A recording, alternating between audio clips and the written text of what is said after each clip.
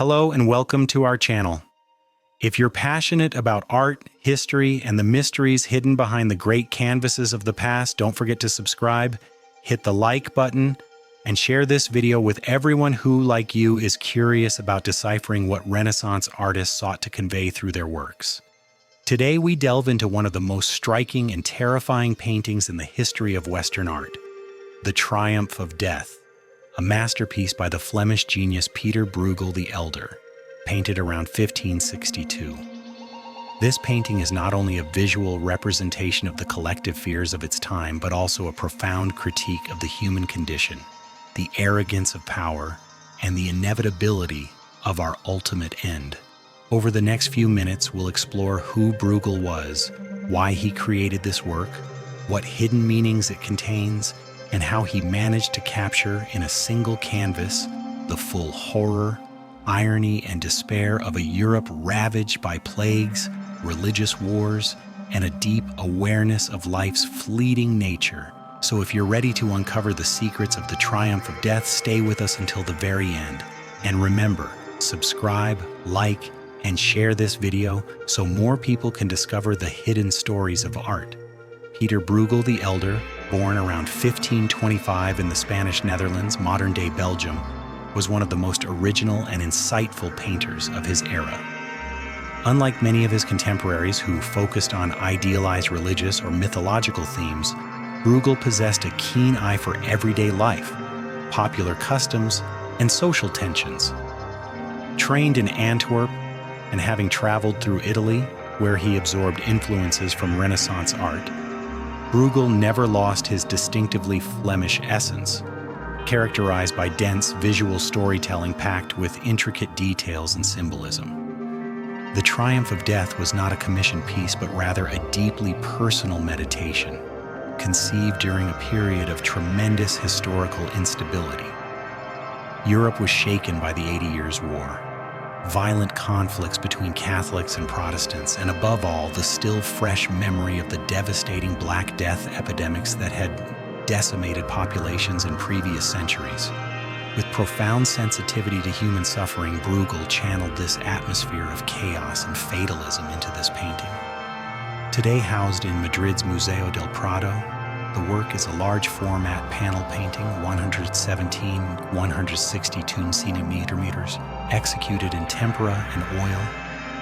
It depicts an apocalyptic landscape in which death is not an abstract concept, but an army of skeletons terrorizing humanity indiscriminately, regardless of class, wealth, or status. There are no heroes, no salvation, all fall equally. This is the painting's central message. Death is the great equalizer.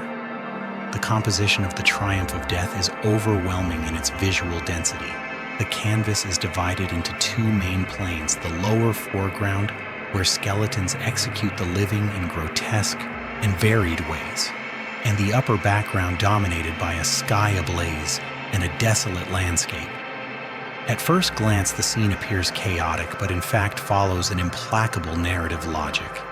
In the foreground, we see nobles dragged from their feasts, a king, crowned and holding a scepter, forced from his banquet by armed skeletons, while a noblewoman is torn away from her harp. Beyond them, peasants vainly attempt to defend themselves with futile tools. Lovers are brutally separated, and even the clergy, those theoretically meant to offer spiritual solace, are hunted like everyone else. In the distance, the landscape lies in ruins, burning windmills, barren trees, starving dogs, and crows devouring corpses. Dominated by ochre, gray, and muted red tones, the palette reinforces a sense of desolation and impending doom.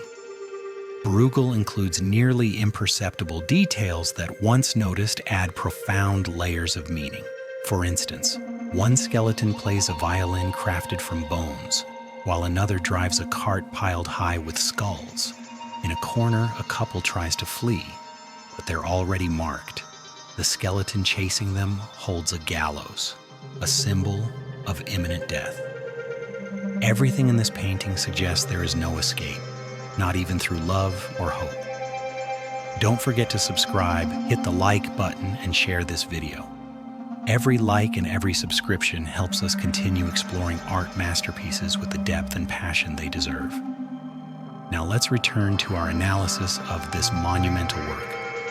The Triumph of Death isn't merely an apocalyptic vision, it's also a fierce critique of human vanity. During the Renaissance, the memento mori, remember you must die, theme was common, but Bruegel takes it to an extreme, showing how humans waste their time on worldly pleasures, greed, and power while ignoring the ever-present specter of death. The painting also reflects the context of the Protestant Reformation, a time when the Church was being challenged for its corruption and failure to protect the faithful. Bruegel doesn't explicitly take sides, but he makes clear that neither faith, nor wealth, nor strength can stop death. It's a profoundly humanist work, not in the optimistic Renaissance sense, but in its more existentialist interpretation. Humanity stands alone before its fate.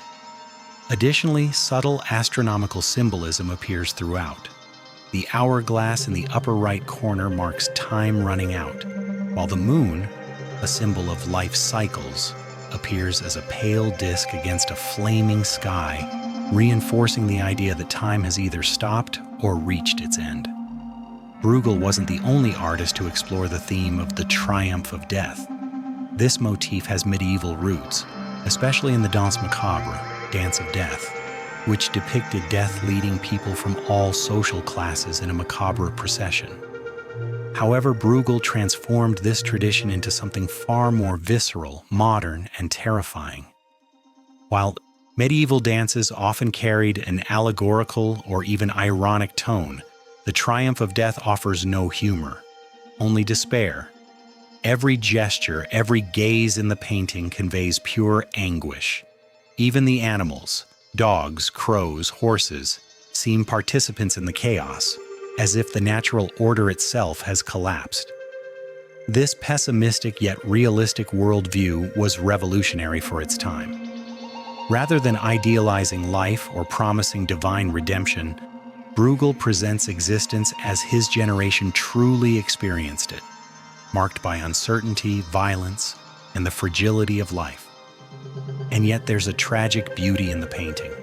The precision of the drawing, the compositional mastery, the wealth of detail, all revealing an artist fully in command of his craft, capable of conveying complex emotions without resorting to cheap sensationalism.